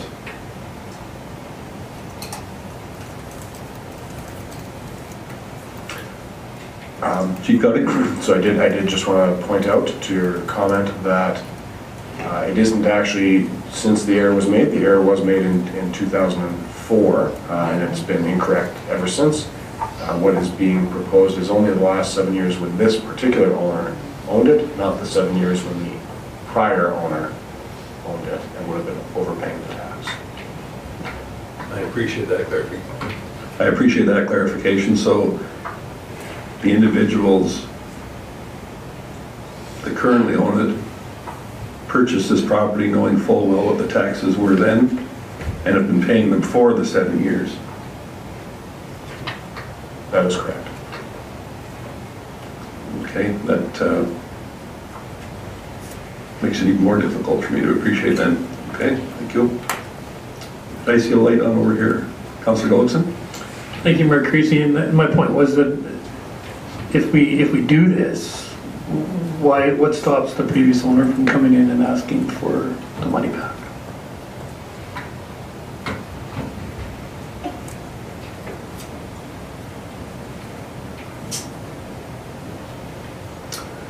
So do we have any additional input? I'll have our coordinator read back the motion the mayor reads, please.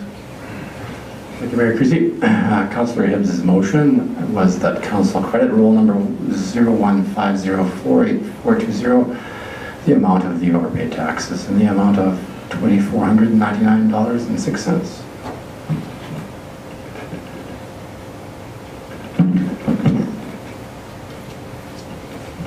Thank you for that. Everyone's clear on the motion. All those in favor?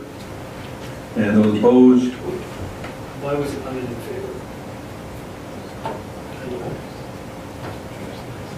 You can only vote once, you understand. I know, I'm just a little slow, I was hesitant. So because of the confusion there, I'm going to ask for a recount. I saw some hands moving there, so all those in favor? And so noted. And opposed? Noted. Jacobson, PC. Thank you.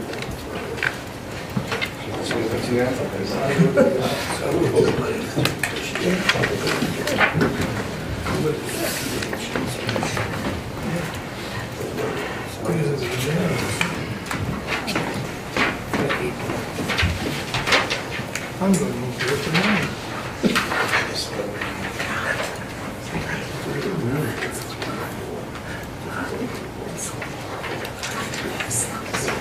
I just paid.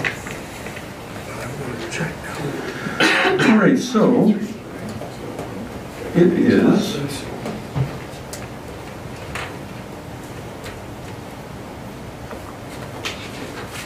reading 6:30, and I'm going to ask that our deputy mayor, Councillor Jacobson,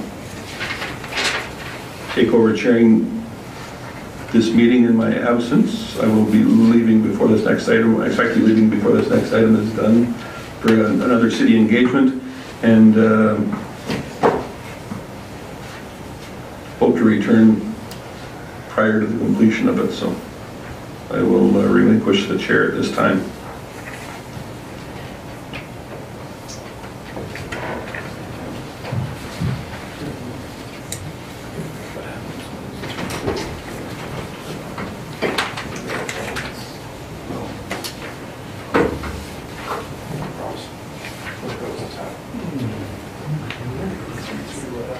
And it fails. It always fails, that's a tie. She didn't know which hand to use.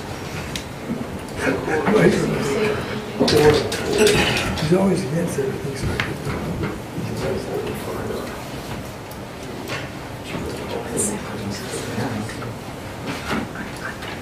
Want to sit in your old seat over here?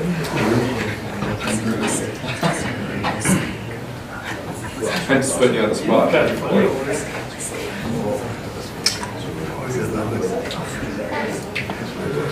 Okay, so we'll move on to first item under new business. CEO Gowdy, if you could roll us through the 2019 operating budget. Certainly can. It is my pleasure this evening to present to you the 2019 provisional operating budget, the 2019 provisional capital budget, and the 2019 to 2028 provisional 10-year capital.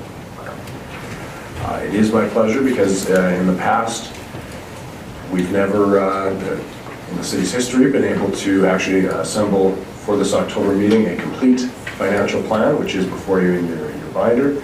So a credit to our new senior manager of financial services for really pulling it together in time for this council meeting. It's also my pleasure because it is a policy-driven budget that does give council some flexibility in terms of your priorities, which we'll go through here in a minute. The strategy that we used in preparing this budget was to adhere to your recently passed annual taxation and budget preparation policy, aligning the tax rate to the Alberta Consumer Price Index. The July to July Alberta CPI is 2.8%, and that is reflected in the budget here today. So moving into the reserve contributions and, oh sorry, actually I did have another comment. Really this budget, what's facilitated the policy adherence of this budget is decisions made throughout the last year.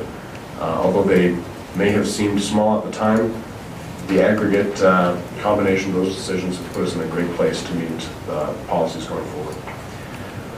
So moving into the 2019 reserve contributions and balances, the proposed 2019 operating budget, the provisional operating budget, represents an increase to the city's historical savings. You're seeing contributions of around $2.5 million going into those reserves, which will represent about half of the entire balances at the end of the 2019 year, with the final balances estimated at $5.3 million. Capital reserve contributions have increased, but not just for infrastructure. You are seeing in this budget community drivers like the Community Builder Fund be restored, the growth of the city's art collection supported, and we're putting away money from the city's mural program, so to protect and enhance the city's murals coming forward. That's sort of a theme you'll see both in this operating budget and later in the 10-year capital plan, that recreation, parks, playgrounds, these things have been funded in a way that recognizes their place as essential community elements. So beyond simply the hard infrastructure that makes a city sustain life, there's the things that make it greatly livable, and those are funded in these budgets as well. Moving into our 2019 projected debt levels, 2019 will represent the city of Lacombe making historic investments in long-term infrastructure and economic development. In total, the 2019 provisional operating budget includes about $2.6 million of new debt. This is in addition to the approvals that we have for other debt for projects that will take place in 2019 but are carryovers from the 2018 year, such as the West Area Servicing. Debt limit is projected with these expenditures to go from 36% to around 64%. This represents about a 10% increase in the actual debt servicing that the city will take on, or about $100,000 a year of additional debt servicing costs going into 2019. The good news you'll see when we get to the 10-year capital plan is that it's far less reliant on debt than the previous plan. We have about half of the debt reflected in the 10-year capital plan going forward that was reflected in the 10-year capital plan last year. Looking at this year's capital plan, we have a 10-year capital plan. There's a projected about $4.6 million reliance on debt over the next 10 years. Last year's plan included about $8.6 million of debt. Moving into personnel, here, as council is aware, regrettably, an inherited problem exists that's been pushed from previous years.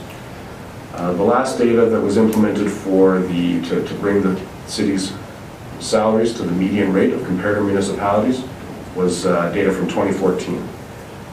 When we presented in September the city's achievement of the median rate of comparable municipalities and the council's desire to review the compensation policy, we presented that on average, the city's pay bands appeared to be between 3% and 3.5% lower than the same bands at other comparable municipalities. Council did review those comparable municipalities, as well as the philosophy of targeting the 50th percentile. Once we have worked that through the actual budget, it comes into 3.2% of the city's wages and benefits. On October 9th, Council was presented with information that the city's FCSS and library staff wages are below the 50th percentile. These are two groups that perform duties on Council's behalf and on the city's behalf that the community is obligated to provide. If FCSS and the library weren't funded the way they are through the city, they would be internal city staff and paid comparably to other city staff. We haven't recommended adjusting them in that way. We have recommended, though, looking at an adjustment that would bring them in line with the comparable staff at other organizations such as FCSS and library and other communities that are set up like ours. Those have not been included today in the budget because they are the data hasn't been thoroughly analyzed. We don't have the same confidence in the data. We have been working on that with both of those organizations since that October presentation. We've given the information there of $78,000 for FCSS and $32,000 for the library. Again, this is not currently considered including the 2019 provisional operating budget, but as we'll get to, you certainly have the ability to make that adjustment should you deem fit. Council had requested further information regarding staffing levels, both historic and comparator, and we've included that information in your package.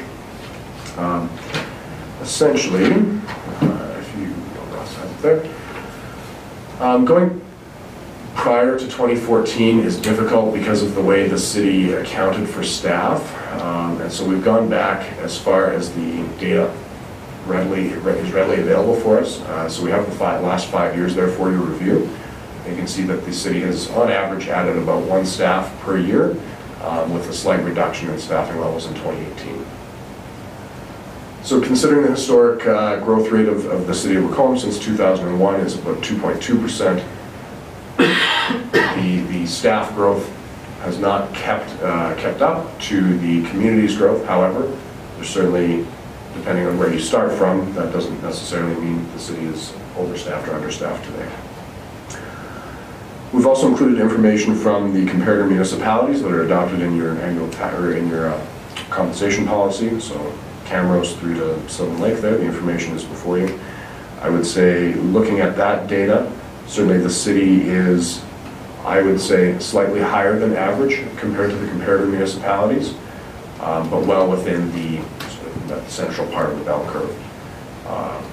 I do give a caution in comparing direct staffing levels just because of the services that are offered in different ways in different communities. So whether they have contracted services for garbage or in-house FCSS, there is ways you can argue both that Lacombe should be higher or lower than comparators.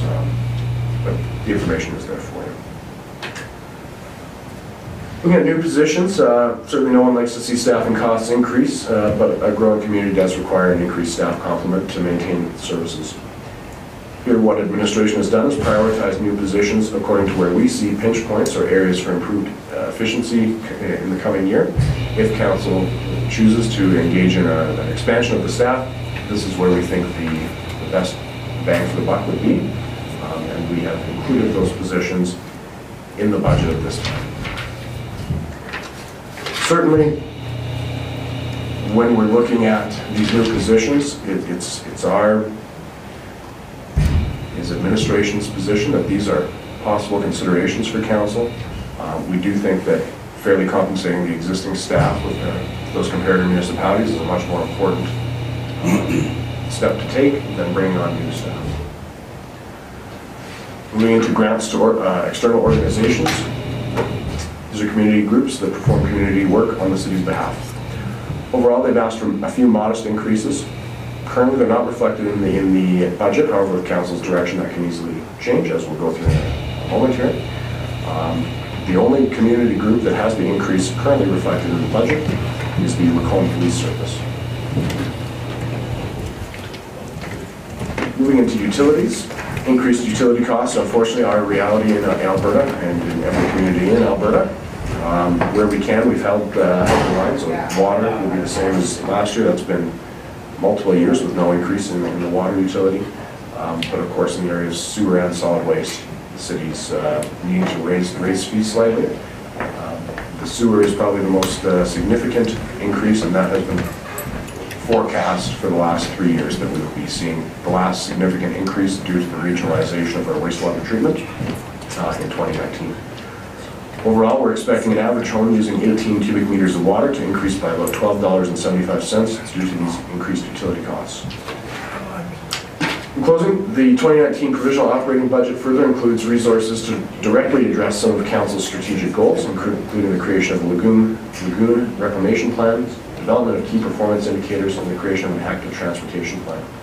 If there is a desire to increase savings, provide additional funding to community groups as they've requested, or bring the salaries of the city's external agencies, such as FCSS and the Mary Sue Moore Library, to the median of comparators, we're certainly prepared to do that.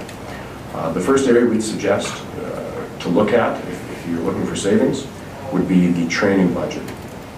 What we've done is restored the training to the policy-driven levels, which represents an increase of about $26,000 over last year's training budget. We certainly support training, and we know council also supports training. However, in the past, we've had to decrease from the policy for budgetary constraints, and it hasn't really constrained the city's training operations. We haven't hit those numbers that would be the policy-driven numbers, and so we're recommending for your consideration that you would actually reduce that training budget by the $26,000 to restore it to last year's training values. We're confident we can operate and keep a well-trained staff within those numbers. We would further recommend that you modify the policy so that every year isn't this rather uncomfortable discussion where you're cutting training, which has a really negative connotation. The next place we would certainly recommend looking for savings is those new positions. Certainly, new positions are required to keep service levels maintained, but we think we can work within our existing staff complement, given some of the other pressures and priorities that the city has at this time. With that, I will open it up for questions. We will be going through the capital budget and the 10-year capital following this. Councilor Ross. Thank you, Acting Mayor. Anyways, that does not include Deputy Mayor, sorry, Acting Deputy. Anyways, the 2.8% Alec is including the police service requested increase, but not allowing for any of the other increases in the presentations from that evening of other groups, right? That's correct. Right now, the Lacombe Police Service is the only budget that was presented in detail that is included from the external agencies. The other components, we're awaiting council's direction there, if you should want to see them increased. What's the total of the other request? Senior Manager DeBrasser is going to look it up, and he's going to have that information right away at that. I would estimate it to be around $25,000. So anything over an increase is going to be over the 2.8% increase then? As it's laid out today, if you were to accept the budget as it is, any increases would result in an increase in that 2.8%. I would recommend that if you are looking to adhere to that taxation policy of 2.8%, that any increases would be balanced with cuts from what has been proposed. Again, starting with the staff training and then moving on to new positions. Thank you. Councillor Connor? Sorry, The 2.8% is citywide. Is it not, COLA, not just police? Actually, the 2.8% is for city staff, including the administration of the police. The Lacombe Police Service themselves has a collective agreement that is 1.75% for sworn vendors. Yeah, I just, Councillor Ross threw me for a loop there, because he said it was just, no, it's citywide, all city staff have the 2.8%. Thank you. Thank you very much. Confused me. I didn't word it correctly. So, CEO Gowdy, I know we're aware of it, but I think you mentioned something that some of the decisions made by council over the year has assisted in this budget, and perhaps for anybody tuning in, if you could highlight maybe 3 or 4 of those that assisted with that, I think that'd be interesting to hear. Sure, so there were some savings. One of council's strategic actions was to review the city's, not just the compensation policy, but also the structure of the city, the organizational structure. And that's where you did see that not only did we not add staff last year, we actually reduced our staffing levels in 2018. Council was also able to generate some extra revenue from our franchise fees. And then there was also an opportunity to provide regional services, regional utility services through the North Red Deer Regional Wastewater Services Commission. All of those items have really helped make this a policy-driven budget achievable in 2019. Councillor Connick. Thank you, Deputy Mayor Jacobson. I know we don't want to delve too much into this. We're going to get into it in the budget workshops. But I'm quite pleased actually that for 2.8% tax increase you've achieved as much as you've achieved. So I'm actually pretty pleased with this initial budget. And at any rate, I also move that we accept this report as information.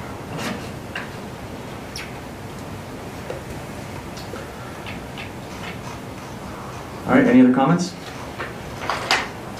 Just a real quick one before we take the vote. You had mentioned that we are increasing our debt servicing cost by about $100,000, and by just doing the quick math on what you had here, it says we're increasing $171,000 and retiring $144,000. So by my math, that gives us less than 30 of net increase.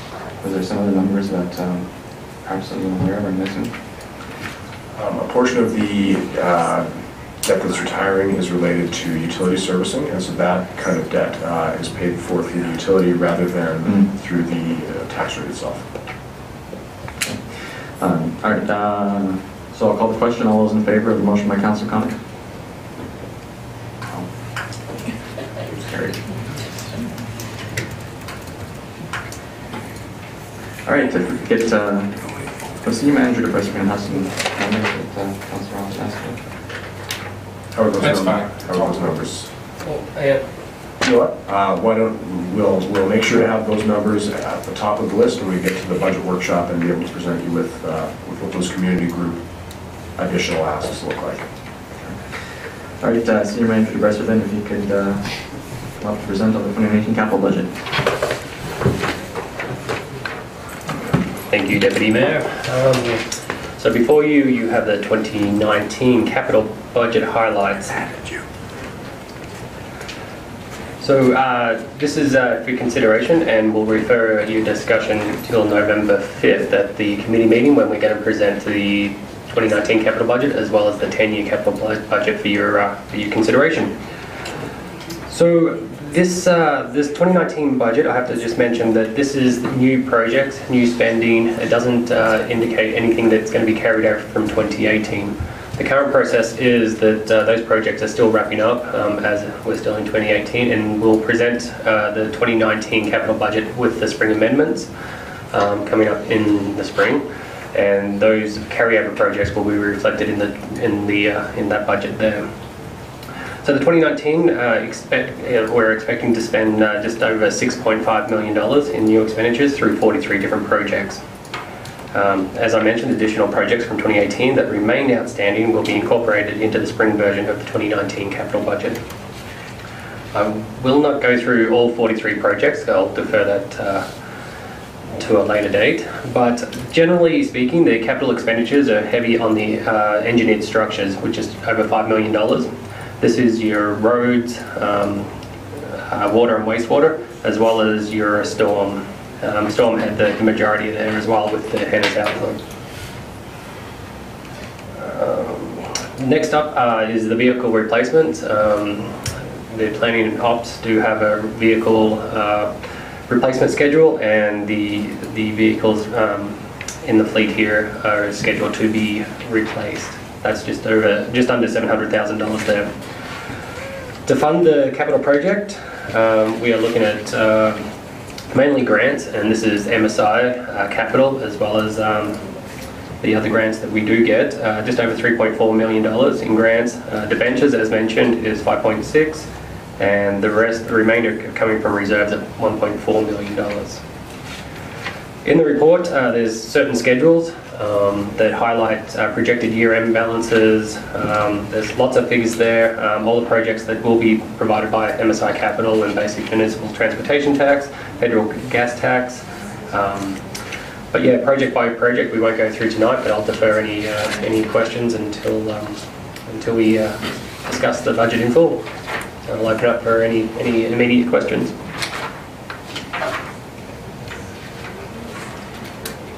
Councillor Connor.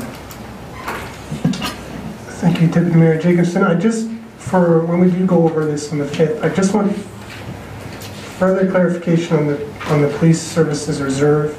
Again, you've broken it out into operating capital, and yet in the police budget there's just one. So I don't know. My understanding was there was one operating reserve, there's one reserve, period, and yet they've been broken out into reserve, operating and capital. Maybe I'm wrong there, but I'm looking for, if we can get that clarified by the 5th. As well, in talking to the police chief this evening, we had only talked about replacing one vehicle, yet there's talk of two here. So again, we just need to clarify that before the 5th. For sure, I can answer that. In Schedule 5, the reserve balance by type. The third reserve down from the top is police operating reserve, with $192,000 in there, and then the capital reserves, it's the fourth reserve down. Your starting balance is $71,000, and your current expenditures are for two vehicles, but that could change depending on discussions. And just if I'm correctly here, your ending 2019 balance should be around that $38,000 in the capital as it's planned at the moment. No, I totally get that. My point is, my understanding was there was one reserve, with the balance being $231,000, as the previous page, Schedule 5 talks about, that you've broken it out. My understanding, maybe I'm wrong, but my understanding of the police commission is that there's just one, not two. I know you've broken it out, but yeah, we just need to clarify that. We brought back a policy based on earlier in the year that I was certain, and CAO Gowdy, correct me if I'm wrong, that the police, if they contribute an operating surplus within their department, that will get transferred out to the general operating reserve. Whereas within the police budget, you do have your annual capital replacement that gets transferred out to the capital reserve. So that was my understanding, having two separate reserves, one for operating and one for capital. We can definitely relook at what we presented back then. I mean, perhaps it's more of an accounting function, but I frankly forget it. Who sets the policy on the accounting reporting requirements for the police commission? Is that the commission itself, or do they follow a city policy on that? So Justin's team does all the accounting for the police, and so certainly they would fall within the same regulations that we would adhere to. And so the short answer is there's two reserves, because Justin says there is two reserves, and that's why I'm quite confident that there is two reserves. And I do recall the police talking about two different ones, but we will double check and just make sure we're correct in their desire to have two reserves. And if there is in fact two reserves, which obviously there is at this point, does that affect how they can use that reserve based on policy?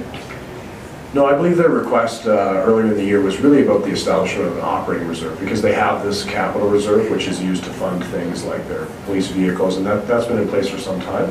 And I think the desire was that their surpluses would be going into this operating reserve for unexpected operating expenses, be those replacement of a vehicle that was in an accident, or staffing costs of some kind that weren't expected, that type of thing. Well, regardless, it seems to be an issue you've seen more than once, Councillor Connick, so at the very least, we should probably clarify it. Any more comments? Could I get a motion to accept this as information? Councillor Hibbs, all in favor?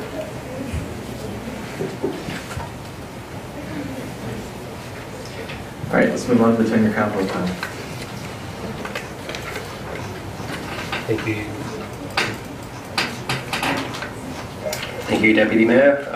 So before you, you have the 2019 to 2028 capital plan. It is a 53 million, hang on, just over $53 million worth of planned expenditures.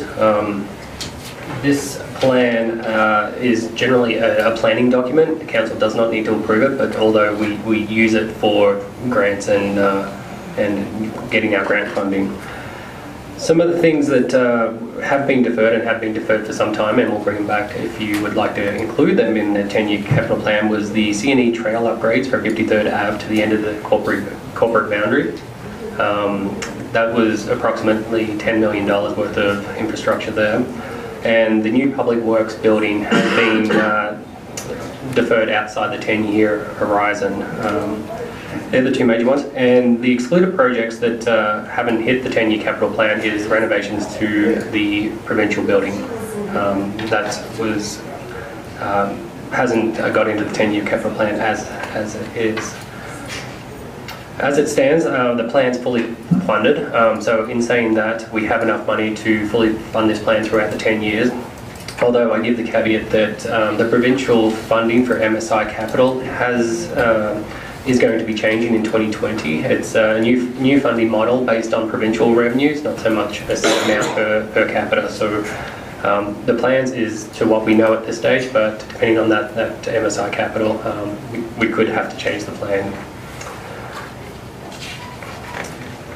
So page 4 is the capital expenditures. As I mentioned, just under $53 million.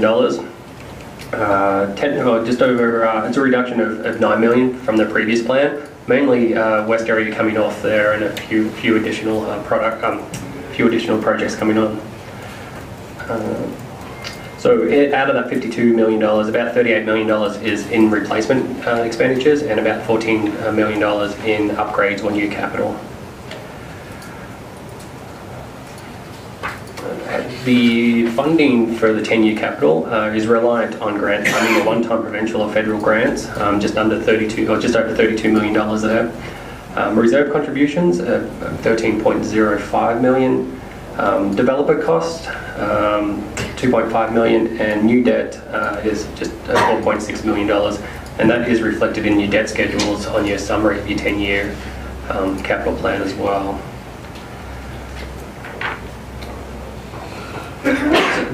Sorry, I'll just speak to the debt, because that's the debt in 2020 that's forecast is for the Reservoir B upgrades. At this time, we have identified it as partial debt funding as well as some capital funding, but that project may get pushed back depending on assessments. But it is in the 2020 slot at the moment, but it could get pushed back as well. So in saying that, I'll open it up for any questions, and once again we'll be revisiting this at the November 5th committee meeting.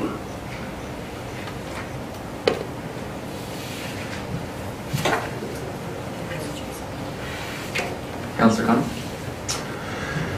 Hey, Deputy Mayor Jacobson, I just thought of it now, and I'm just quickly going through here, but is there any consideration for the paving of Lynn Thompson Drive in here at all within the 10-year capital plan?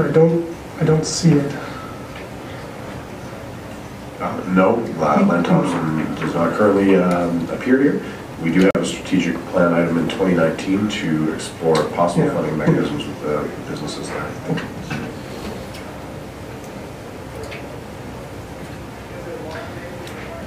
Anybody else? If I could add just one more comment, I did want to highlight what Manager Depresser was bringing up with the MSI.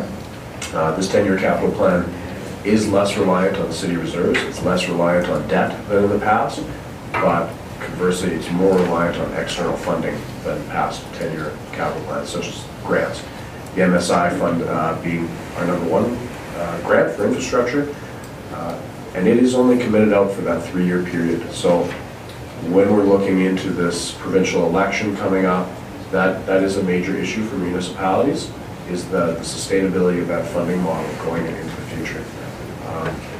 The mayor and I were recently at a meeting where this was put to the Minister of Municipal Affairs, and there was no commitment to address that within the near term, certainly not this fall, and it's hard to see how it would come up during the spring session. So certainly that is a big unknown for not just the city of Lacombe, but every municipality in Alberta, is what happens if that funding, which represents about 2% of the provincial budget, what happens if that disappears? Many municipalities are in a position that they will have to raise taxes up to 20% to account for that loss. Fortunately, the city of Lacombe, we're not quite that reliant on the funding, but it would represent a significant hole in our budget that would require the canceling of projects or a significant tax raise to maintain our project expenditures. Excuse me. So that MSI funding, that is probably the number one issue for municipalities looking at infrastructure funding. That is the core infrastructure funding that the province passes to municipalities, and without it, we will have a real difficult time maintaining this 10-year capital plan.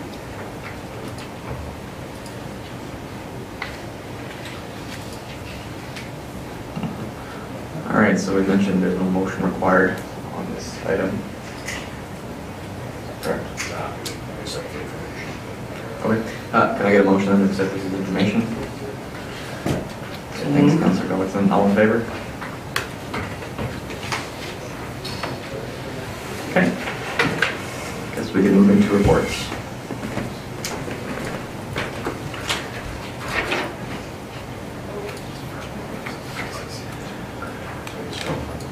Sure, we can start with yours. Yeah, we can start with the CAO report while Ross locates the remaining ones. So, of course, in the financial department, we are complete the 2019 provisional operating capital and 10-year capital plan, which I'm really pleased. Work is underway for the 2020 projected operating budget, which we'll have by the end of the year, so that we can look to the next year as well. Operationally, we've a number of items there. We'll go through in detail. External relations, we did meet with a number of external groups, including Lacombe County, the District and Performing Arts Festival, Performing Arts Foundation, Rotary, LAPA, LAPA, and the Wolf Creek Public Schools, as well as Berman University, which you saw here this evening. Development tenders for the West area will be closed by the end of November for work to begin, we had said spring 2020 here, but certainly completion by 2020. In talking with some of our contractors, we are expecting that some of this work will take over the winter. Of course, that sanitary lift station being the longest lead item at around 16 to 18 months potentially.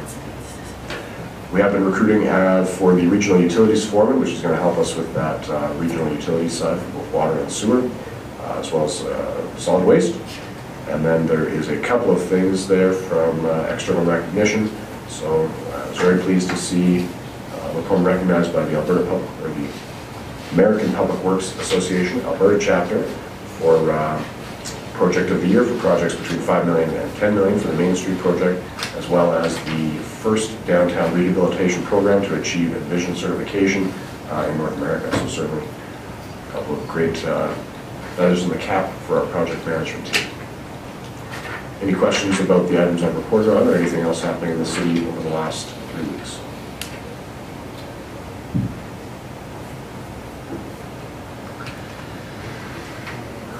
Okay, thank you, CAO.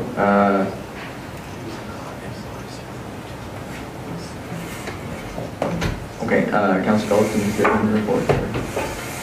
I do not have a report this council meeting. Okay, thank you. Councillor Rouse? I have nothing to report. Thank you. I also have nothing to report. Councillor Hibbs? Thank you, Deputy Mayor Jacobson. So I did hand out one to you. The only thing that I really want to comment on, because I think more or less everything else more or less everybody also attended, is I did get contacted by what was formerly the C4 committee and now is Lacombe Performing Arts Foundation, and they had wanted me to attend their meeting, so that was very nice that I was invited. I have not been invited to attend anything like that since I've become a councillor. Unfortunately, it was the same night as our last evening meeting where we were bumped because of the holiday Monday, so of course we met on the Tuesday instead. So unfortunately, I still have yet to attend a meeting, but it's certainly not because I don't want to be. So I hope that another meeting will be called again, and then I'll be able to bring you some information. However, they did promise to share some minutes, which I'm still waiting for, but yes, so that I just thought I'd bring that to your attention. And then one final thing here, community feedback.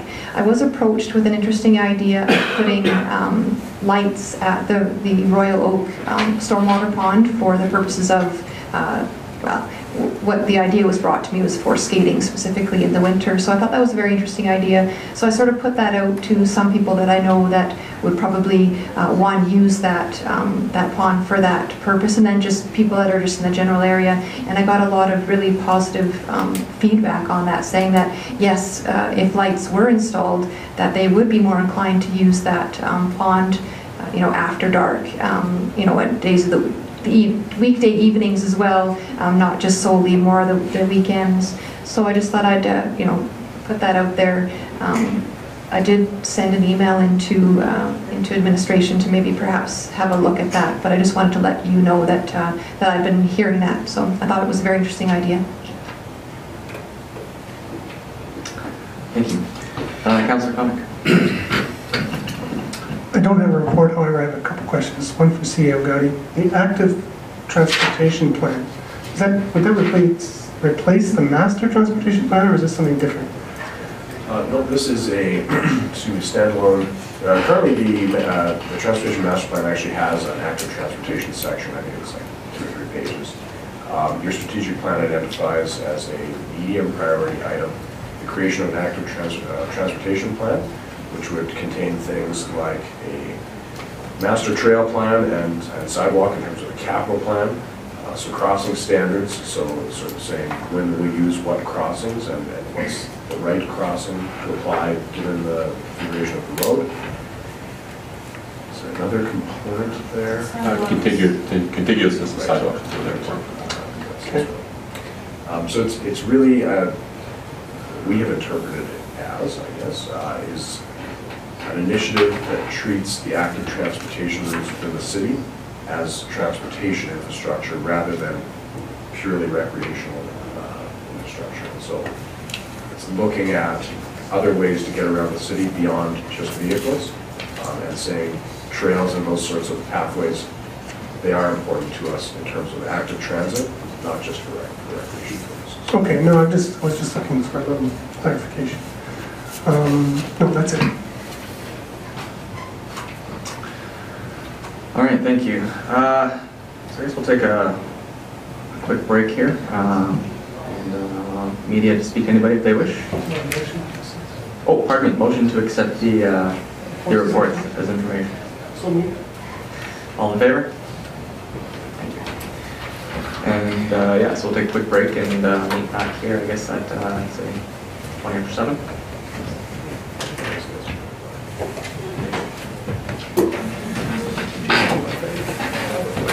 No, I mean, that's sure.